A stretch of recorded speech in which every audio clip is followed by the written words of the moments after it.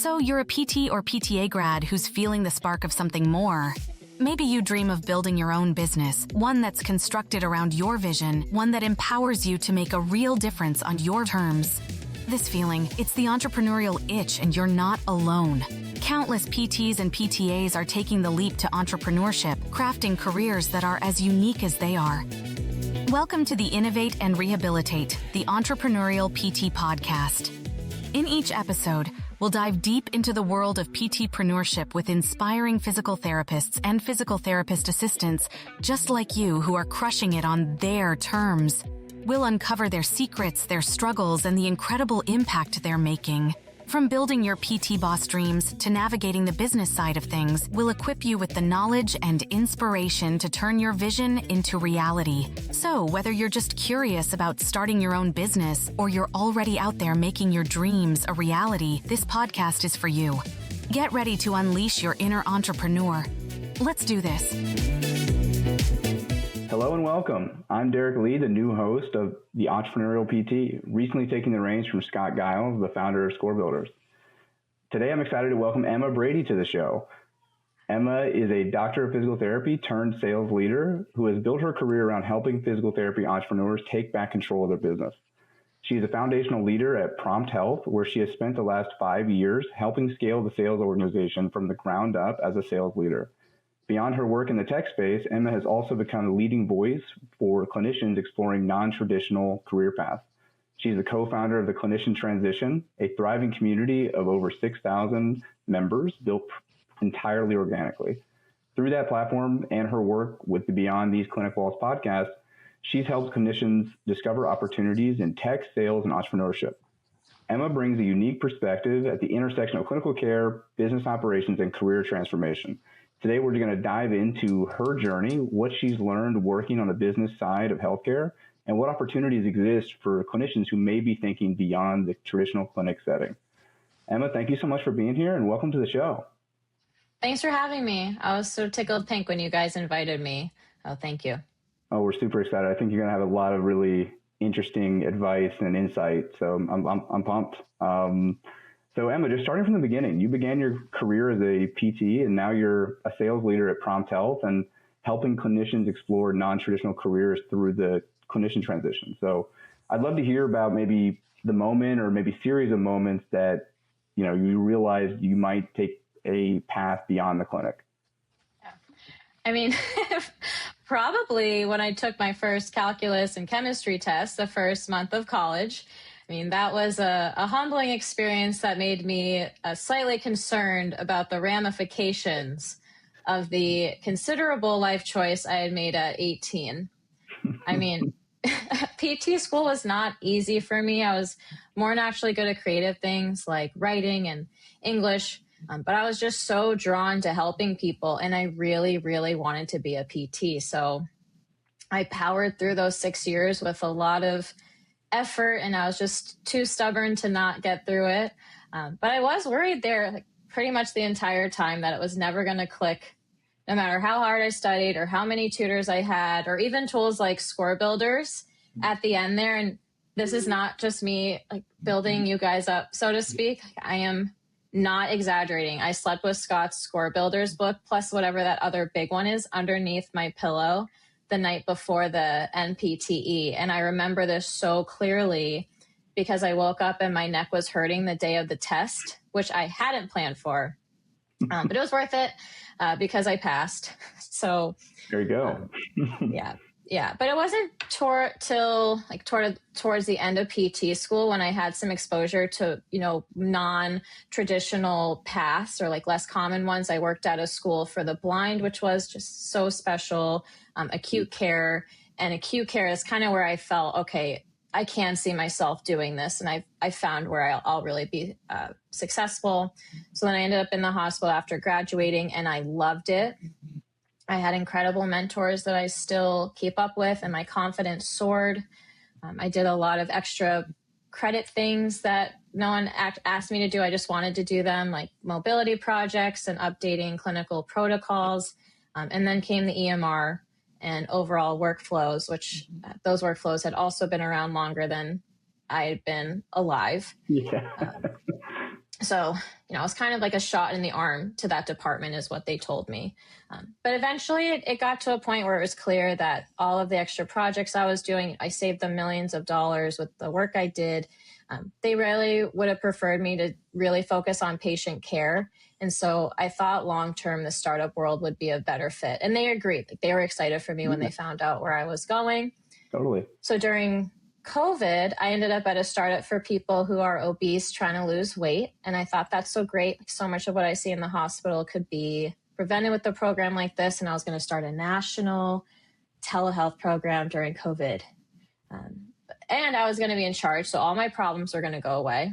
Of course. But what ended up happening was it was like starting up a traditional outpatient clinic that happened to have a telehealth component. And I somehow ended up still having 7 to 8 different softwares to do a single task. And I thought, how did I end up in this situation again? There has to be a better way. So in my search for a solution, I ran into Prompt, and I knew I was looking at the future gold standard of rehab and chiro software. And I dropped everything I was doing to join their team. Wow. That is quite the story. I think, even just it starting so long ago, like when you kind of realized early on, maybe like there's a different path for you that's maybe just outside of even just being a clinician. That's pretty amazing. Do you feel like that's something that a lot of PTs or people maybe in your network have been in a similar situation where they kind of early on were like, what else is there? Seems to be getting more common. I do know now PT school is so hard to get into. So it's still very hard, but I mean, I had to beg to get into Northeastern. The admissions officer knew me by name by the end. So like maybe that's where my sales career started before I even knew it. That's right. So again, it does seem to be getting more common, which is really too bad though, because it is such a great profession and it's so needed. Yeah.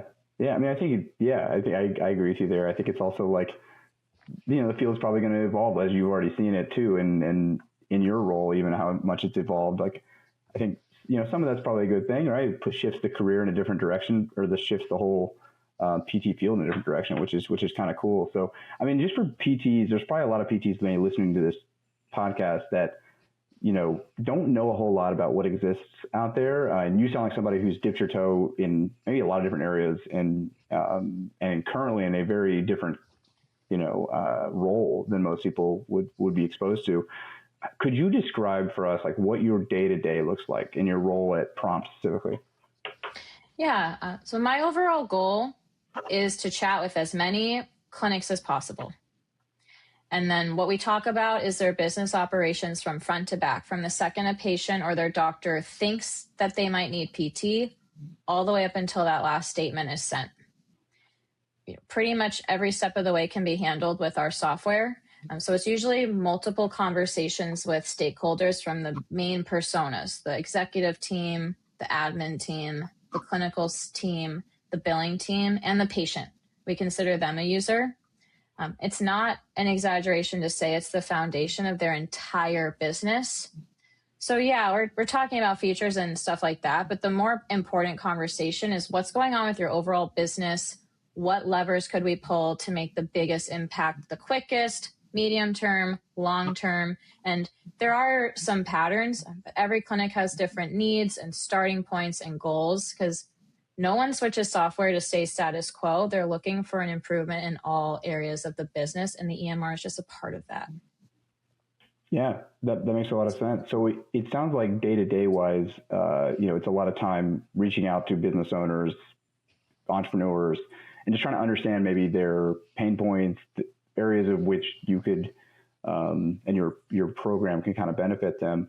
What do you think? I mean, it sounds like you're pretty naturally good at these sort of things, which is probably like what drove you to be in these roles. But like, what skills do you feel like that you had from being a clinician translated most directly to what you're doing now?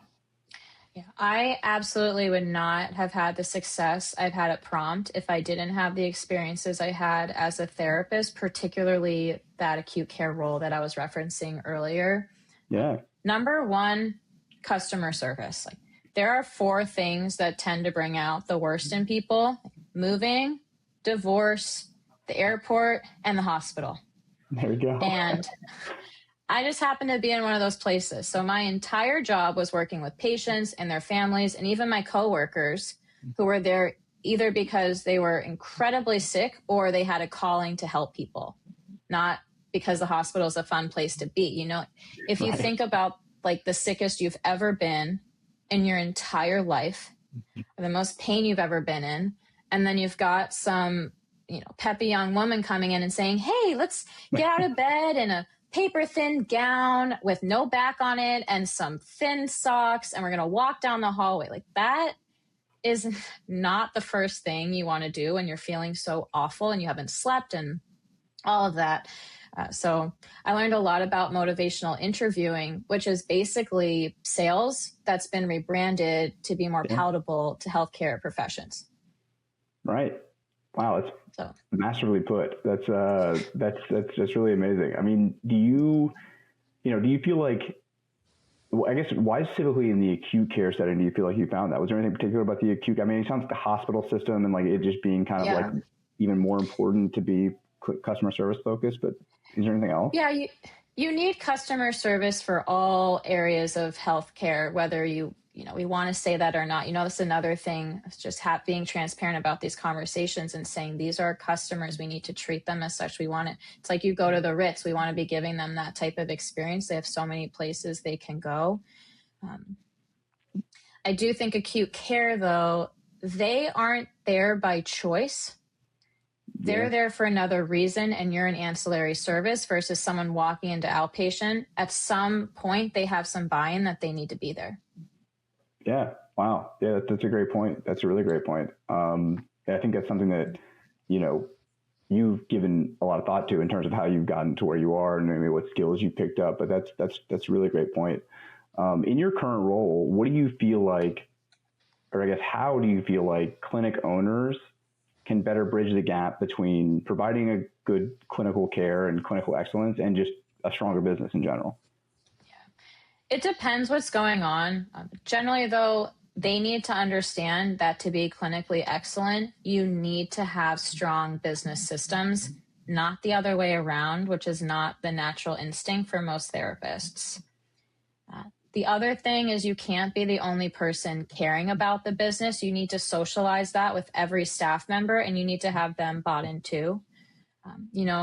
More often than not, I'm running into business owners whose number one concern is the documentation. And yes, the documentation is important. I'm not downplaying that.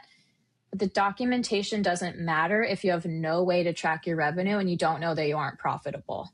Yeah. Or that you haven't outsourced that to someone who can take care of that for you so that you can focus on what you love. That's the patients. The other big thing is I see a lot of issues that have grown into major costly problems. We're talking 6 figures, sometimes even higher than that. And it could have been prevented if they were handled sooner. So a lot of the times I say, oh, well, we'll switch or we'll deal with this when we get bigger. And it is not my job to tell people what to do. I give them information. And so the information I'm giving you right now is I have seen thousands of times at this point, the longer you wait to fix a problem, the more costly it will be to fix, and you don't want to have to fix it the hard and painful way. It causes such a massive delay or pause on all of the wonderful things you originally set out to do for your business, but also for your life outside of work. We are allowed to think about that too. Yeah, for sure. It sounds like you meet and interact with business owners, entrepreneurs at different stages of maybe stages of change, right? It's like maybe you interact with some that are like, oh, I'm so ready to change. We have this many issues, this issue. And maybe some that are like completely unaware of the issues they currently have, maybe. So, I mean, can you maybe just describe that a little bit, or maybe give me some insight into kind of the different entrepreneurs you're interacting with, and maybe how do you know how to help them?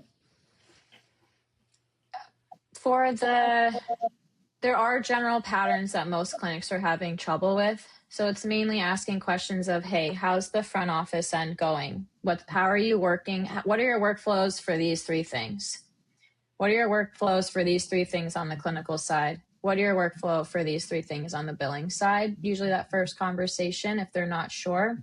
And then we have some sort of industry benchmarks and KPIs where if sometimes they can't get this information, but they usually can get at least 2 or 3. And we can say, hey, scale of 1 to 10, really good green thumb on this. This is yellow thumb. This is a red thumb. Let's hone in on these. Yeah, that's really great. Just kind of really trying to help identify, how they perceive their business and how you can help them with that. That's amazing. Yeah. For yourself, I mean, you've helped grow this sales organization at Prompt. Can you walk us through maybe a little bit of like what took you from being kind of an individual contributor on this team to really just kind of helping scale the whole business? Yeah, I mean, the simplest answer is that I couldn't help myself. Like kind of what happened at the hospital. I got dedicated to what I was doing and I saw opportunity as I was very early hire there. So there was a lot to do. And I took it upon myself to do what needed to get done. And I didn't stop until it was handled. If I didn't know how to do it, I figured it out or I asked for help. The big difference with Prompt is that those efforts this time were welcomed and wholeheartedly supported. Like a dream team of people that are now like dear friends. And even I would consider some like an extension of my family. It's a very bonding experience to do what we did in the time we did it. Yeah. And they just kind of let me cook. I mean, if I made a mistake, I wasn't afraid to do that. It happened. We learned from it and we tried something else. I think it's really important to highlight that this is not just a job for me. Like and the majority of my coworkers would say the same thing. From the beginning, I have talked to clinics every single day who are overwhelmed and in really tough situations, particularly financially. And they stop by and they say some version of, hey, I'm here today because I think there has to be a better way, but I'm not sure what it is or what it would look like. And if I do figure it out, I'm so scared to actually change. And they're right. Most of the time they're right. A change could help them. So whether it's software related or something else, I always did my best to give them the information or the ideas that they needed to hopefully improve whatever it was they were looking for. And that's always been the case from the business. Like just give them an extraordinary experience, do everything we can to help them. And then that ended up and then we trained the rest of the team to do the same. Yeah. And that just kind of set the foundation for truly unbelievable growth, mostly through word of mouth. That's really amazing. I mean, hearing you even just talk about it, you have a tremendous amount of passion, it sounds like, for what you're doing, which I think is so important, especially in a role like yours where it's not clinical, right? I feel like it's like, I don't know about you, but when I was in school, it was like, oh, you're going to be in healthcare. It has an inherent like meaning behind it. Your why is very relevant, very like clear. When you get into a role like yours, maybe it's sometimes a little less so. It's maybe harder to grasp. And you just seem to have such a great passion behind what you do, which is really amazing. Do you feel like that passion or like that interest, that I guess I would call that maybe even like a skill to like be able to apply yourself like that to your role? Like, do you feel like that is, I don't know, something that other people struggle to find, or maybe even like in your work with the Clinician Transition do you feel like that is something you see that clinicians have a hard time with that, connecting those two pieces? Well, thanks for saying that. I appreciate that. And people ask me all the time, like, do you still see patients? And I will cheek a little grin and I say, PTs are my patients and I'm treating a different kind of pain. That's really, I love that. Feels that way, and then the work, if I can get, 8 of their therapists to see 8 more patients a day, and they stay, most important for me, keeping them in the profession, it still very much feels so connected. And I couldn't be doing what I'm doing now if I didn't have the PT background that I have. And overall, going to Northeastern, that school is really strong with, yes, the education, the curriculum for the PT side, but there's also a lot of courses on how to interview for a job, how to do a resume, how to be professional. Yeah. And that, for a lot of people, I'm finding, not in a judgmental way, is not intuitive. Or understanding the business side, that we need to understand that healthcare is a business, whether we like it or not. And in order to help patients, you need to have a healthy business. And that's another thing that a lot of people aren't educated on. Definitely. Yeah, 100% agree. Eloquently put. Even just thinking as we kind of talk more a little bit about the transition or the clinician transition. And I guess maybe even just tell us a little bit about that. Like, what is the clinician transition, and maybe even how'd you get into that? So the Clinician Transition is a networking group for rehab therapists, so PT/OT speech, who are interested in non-traditional roles, whether they're in one or not. And it's a volunteer-driven community. Me and my co-founder and friend, Emily Kelly, started it. And I was part of a similar community when I was thinking about going to the startup world and everything. And like, I think the third time I've said this now, I just couldn't help myself. It was another situation where I was so proud of it. I was so excited about it. I couldn't help myself. I got really involved to the point where they said, "Hey, do you want to just take this over?" Yeah. So then I rebranded it to what is known now as the TCT. And all of a sudden it looked very official. And the inspiration that the community gave me is just a sense of belonging. And I really wanted to create a safe space for other therapists who didn't always feel like the traditional path was going to be what was good for them long term. Yeah. Well, I mentioned it earlier, but your community is 6,000 members strong. It's pretty amazing. So kudos to you. That's no easy feat, and that's really speaks to, again, I think it goes back to your passion as well. Like, you've obviously have a lot of energy and feelings around these topics, and it seems to have really shown itself in what you're doing every day. So what do you feel like, though, through the clinician transition has resonated most with the clinician? Yeah. There are other communities that serve this popular, the rehab world is small, and then the non-traditional rehab world is even smaller. And there are other communities and resources out there.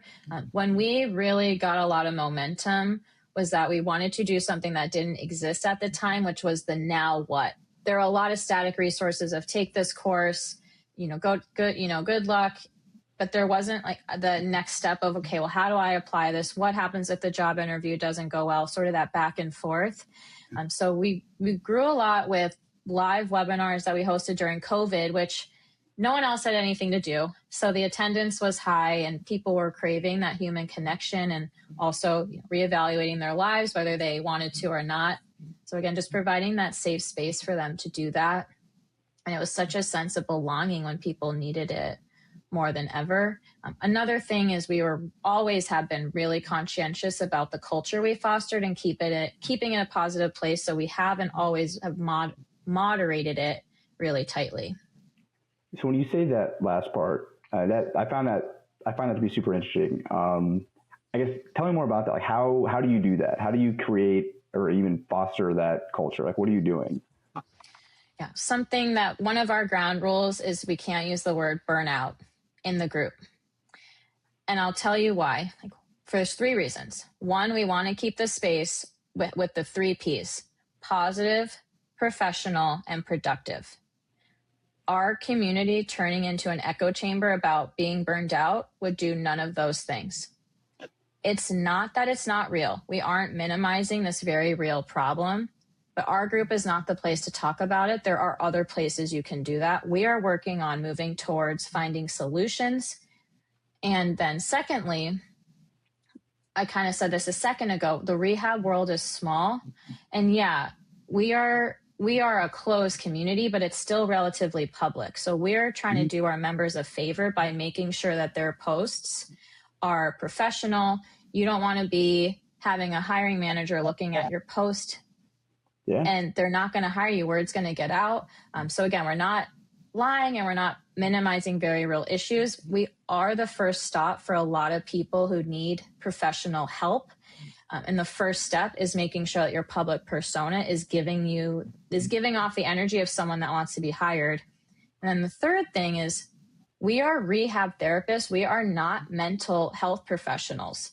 We're doing this on a volunteer basis, very, very limited resources. And burnout is not in our scope to help people with. It was added to the ICD-11 in 2019. And And if someone is truly burned out, and I say this with all the peace and love, you should get professional help. For sure. Posting about it is not going to solve the problem. And the good news is you don't have to live like that. You really don't. I know so many therapists who are not burned out, and I want you to be one of them if you're listening to this and you're burned out. And if you're listening to this, it's not sustainable, and you can fix it and reach out and get help. I love that.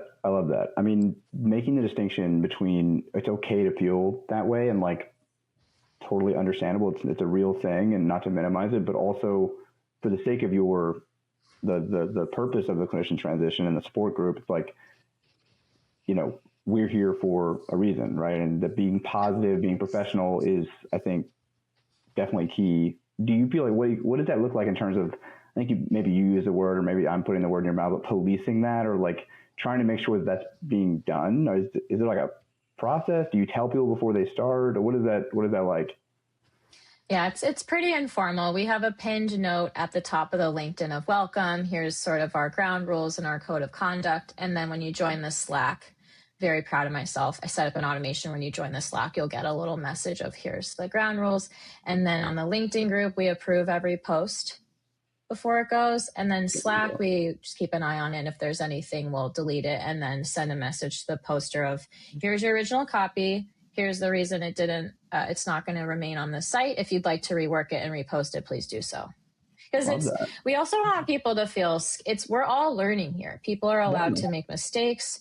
A lot of them have never used Slack before, or you're only turning on LinkedIn when you need a job. So it's also meant to be a place to get those reps in where people are going to help you out. Definitely. Why do you think so many rehab professionals are looking to non-traditional careers? Yeah. We mentioned, business owners thinking there has to be a better way, and the clinicians are thinking the same thing. Like, what is driving people to the TCT is clinicians who know there is a better way and their leadership isn't keeping up. That's exactly what happened to me. I went and found what I needed, and I'm thriving professionally. So if you are a business owner, I am begging you, please look at ways to make your team's lives easier if you haven't already. It is my professional purpose in life to not need the TCT anymore. So much of what leads them to our group could be prevented. And if you're in leadership, it's your responsibility to do everything you can do to keep people in the profession. It doesn't have to be anything totally wild, even small things. Do a leadership training, change a workflow. Yeah, maybe a cool new piece of software, that doesn't hurt. But you got to do something to give them the professional endurance they need to stay patient-facing long-term. Yeah, 100%. It sounds like there's so much overlap between the TCT, also just obviously that's actually very personally personally experienced, kind of transitioning roles and everything. But it sounds like it's also highly connected to even what you're doing in prompts too. It's like you're helping business owners, helping entrepreneurs. So yeah, that's really amazing. I guess for the maybe PT, the clinician that's purely a clinician, and they're just interested in what maybe clinical, non-clinical work looks like, non-traditional work looks like. Where do you recommend them like going to start at the first step? Go to the cliniciantransition.com, which will lead you to our Slack group, our LinkedIn group, and our podcast. We have two. We have our own TCT podcast, and we have a sister podcast of Beyond These Clinic Walls, which episodes are linked there as well. And then just please note that everything we do at the TCT is volunteer driven. And so our whole goal is to create resources and spaces that provide more of an asynchronous value. And then from there can leapfrog and find other resources. Definitely. What about even like skill sets too? Like, what do you feel like if you were, looking back on yourself even, right, coming out of PT school, you seem to already have like a drive, a want to kind of pursue, where the non-traditional, non-clinical route. But what do you feel like if I was a younger clinician or clinicians are listening, what skills should they learn or maybe even like focus on, or to get them started even, what would be a broadly applicable skill to work on? For going non-traditional, it's going to depend on what path you're trying to take. The first question would be, are you interested in something that's going to require additional schooling or not? Yeah. So there are some things like engineering, some of the product things. It's going to be very challenging to do that without an additional degree of some sort. So that's number one. I would say networking. That's the easiest thing to do. And that's the whole, we're talking about how many members we have in the group. That's the perfect place to start. Also network with people that are outside of that group.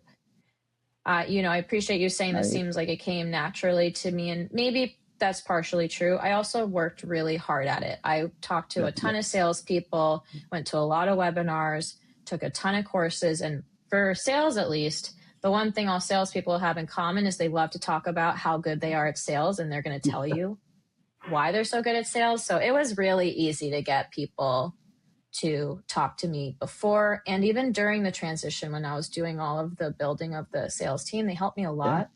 And there's going to be other people and there's customer success Slack channels, there's engineering Slack channels. So kind of get a feel for what you even want to do. And then based off the answer to that question, then you'll kind of know what other skills and maybe courses you need to take. Excellent advice. That's amazing.